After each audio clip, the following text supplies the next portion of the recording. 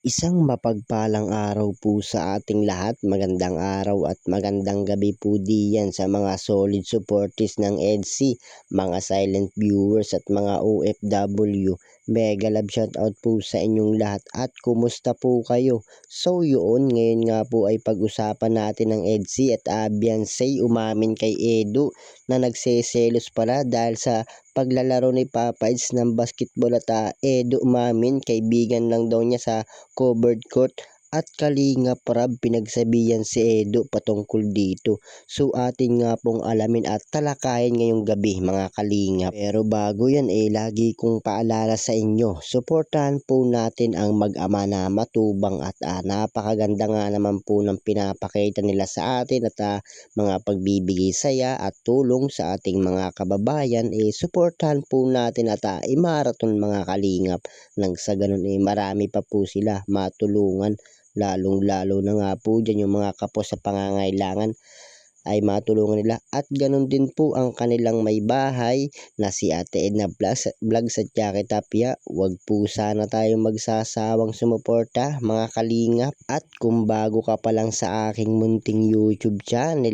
palike, share and subscribe na rin po at huwag niyo na rin pong kalimutan na i-click ang notification bell para lagi po kayong updated sa aking mga video at paalala rin po bago po tayo magbigay ng ating mga opinion at komento, tapusin po muna natin ang kabuuan ng video para alam po natin ating i-comment mga Kalingap. So yun, Beyonce natin, ito pala ang dahilan umamin kay Edo, nagseselos pala dahil sa paglalaro ni Papa Eds ng basketball at Edo umamin kaibigan lang daw niya sa covered court at Kalingap Rab pinagsabihan si Edo patungkol dito. So atin nga pong alamin ngayong gabi mga Kalingap. Pero bago po yan maibang dako po muna tayo mga Kalingap. Pag-usapan po muna natin ang EDC at sa mga nangyayari ngayon sa kanila.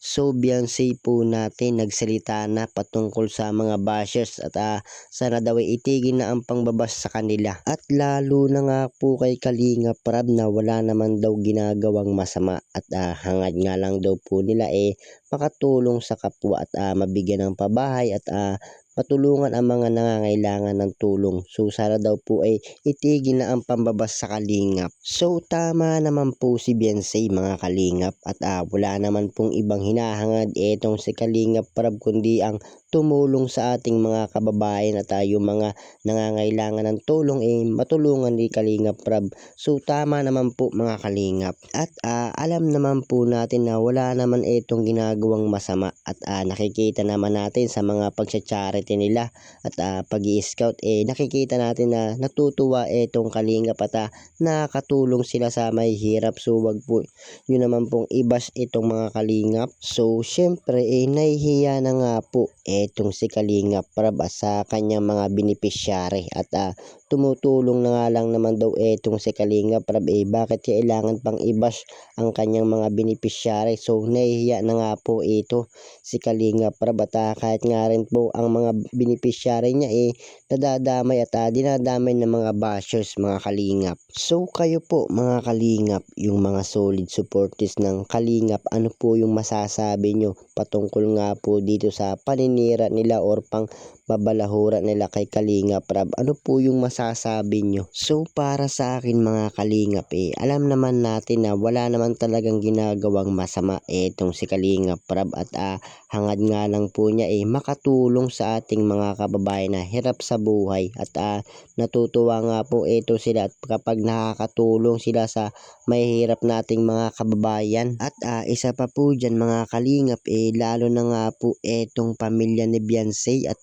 marami nga po ang kumakalat na issue patungkol nga po sa kanila at nagsalita na nga rin po etong magulang ni Beyonce patungkol nga po sa mga bashers ni Kalingap Rab. So pahayag nga po ng magulang ni Beyonce sila daw po ang nakakaalam na ugali or pagkatao ni Kalingap Rab at hindi nga porket tinulungan nga po sila ng Kalingap masasabi na nila na maganda yung pinapakita ng Kalingap. So tama naman po mga Kalingap at pahayag nga po ng pamilya ni Beyonce napakabait nga po ni Kalingap Rab at silang araw po ang nagpapatunay na totoong matulungan nga po etong si Kalingap Rab at hiling nga lang po nila tigilan na ang pangbabash sa Kalingap lalo na nga po dito kay Kalingap Rab mga Kalingap. At so yun, balik na nga po tayo dito sa ating topic ngayong gabi. Beyonce, ito pala ang dahilan, nagseselos pala dahil sa paglalaro ni Papa Eds ng basketball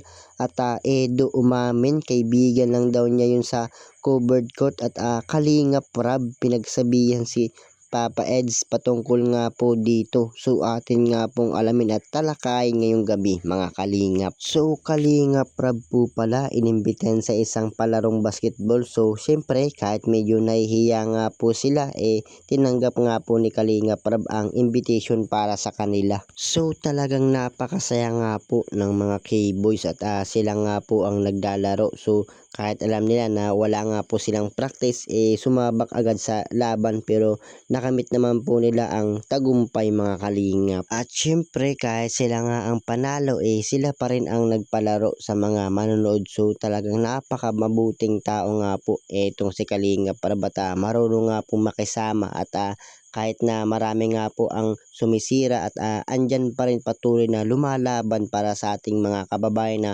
kapos sa pangangailangan mga Kalingap. At dahil K-boys nga po ang naglalaro syempre hindi po mawawala ang Kalingap Angels. So talagang grabe nga po yung pagsuporta nila sa kanilang pangbato at sa mga K-boys ng Kalingap. So syempre hindi nga po mawawala dyan etong si Papa Eds natin mga Kalingap. Talagang kahit hindi nga po siya marunong or wala nga pong practice, sabi nga nila talagang pinakita pa rin niya kung ano nga po yung makakaya niya mga Kalingap. So ganoon din po si Beyonce, hindi po mawawala etong kanyang wife.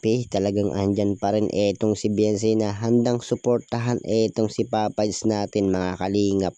So talagang grabe nga po ang pagsigaw nitong si Beyonce natin mga Kalingap. Talagang napaka-supportive na jowa para kay Papa Eds natin mga Kalingap. So Beyonce po natin nagseselos daw at marami nga rin daw ang nanonood na babae. So totoo kaya na nagseselos itong si Beyonce natin mga Kalingap.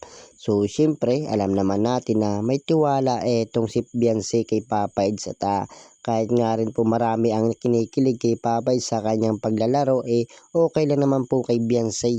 At isa pa po dyan wala naman pong dapat ikaselos etong si Beyonce natin mga Kalingap. At yun nga po laro lamang. So kumbaga inimbitahan lamang po sila sa kanilang kasiyahan ng barangay. At syempre nahihiya nga po na tumanggi etong si Kalingap Rab kaya nakapaglaro nga po sila mga Kalingap. So talagang napakasaya nga po ng kaganapan na ito. Talagang halos lahat nga po ay nag-e-enjoy ang buong Kalingap.